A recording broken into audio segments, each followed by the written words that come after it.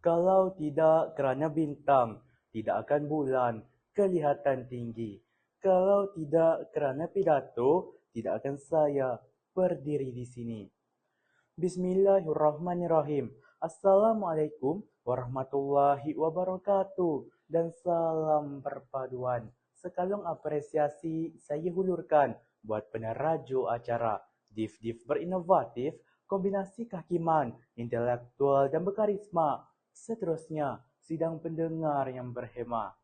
Tatkala sinaran mentari menyinbar bumi, tatkala kibaran jalur gemilang megah menari, tatkala kita disajikan dengan kecanggihan teknologi, namun tanpa kita sedari ada satu nilai yang semakin goyah dalam sanubari anak muda. Hadirin sekalian, memetik kata-kata ahli falsafah dan sufi terbesar dalam Islam, Imam Al-Ghazali. Memberi salam adalah kunci pembuka kasih sayang dan penghubung hati sesama manusia. Maka dengan berlandaskan keyakinan itulah, izinkan saya mengangkat bicara yang bertajuk Nilai Salam Disemai, Kesejahteraan Kian Tercapai. Saudara dan saudari pencetus revolusi generasi madani yang saya kasihi, sebelum kita melangkah dengan lebih menjauh, alangkah muliknya sekiranya kita mengetahui asal-usul di sebalik makna tentang maudu pidato saya pada hari ini. Merujuk Kamus Dewan edisi yang keempat, terbitan Dewan Bahasa dan Pustaka, perkataan nilai boleh dirujuk sebagai suatu amalan atau akhlak yang baik. Salam pula melambangkan doa dan tanda persaudaraan. Disemai berkait rapat dengan dipupuk atau diterapkan secara berterusan. Kesejahteraan pula mampu membawa maksud sebagai keharmonian dan keamanan, manakala kian tercapai membawa maksud sebagai sesebuah kejayaan yang hampir untuk kita kecapi. Secara konklusinya, mauduk pidato saya pada hari ini ingin menekankan bahawa sesebuah kerajaan dan juga negara yang sejahtera bermula daripada betapa indahnya akhlak rakyat mereka.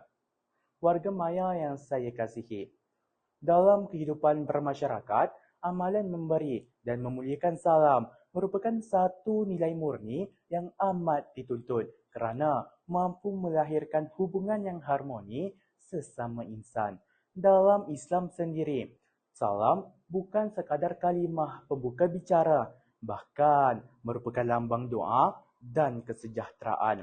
Apabila nilai ini diterapkan secara berterusan, sudah pasti kita mampu mewujudkan sesebuah kerajaan dan juga masyarakat yang bertamadun di samping hidup dalam suasana yang aman. Selaras dengan gagasan Malaysia Madani yang menitik beratkan nilai ihsan, hormat dan kesejahteraan, amalan ini wajar dipupuk dalam diri setiap lapisan masyarakat. Oleh itu, terdapat beberapa manfaat memuliakan salam di samping merealisasikan harapan bangsa. Indikator pertama di bawah lembayung kata salam dijulang perpaduan negara terbilang. Dalam konteks negara yang berbilang kaum seperti Malaysia, amalan memberi salam dan bertegur sapa mampu menjadi jambatan perpaduan antara rakyat. Ucapan salam bukan sekadar lambang kesopanan, bahkan mampu mengeratkan hubungan silaturahim dan mengurangkan jurang perbezaan dalam masyarakat. Impak positif yang dapat kita lihat melalui inisiatif ini adalah dengan adanya semangat perpaduan yang akan terus diperkukuh demi melahirkan sesebuah negara yang aman dan juga stabil.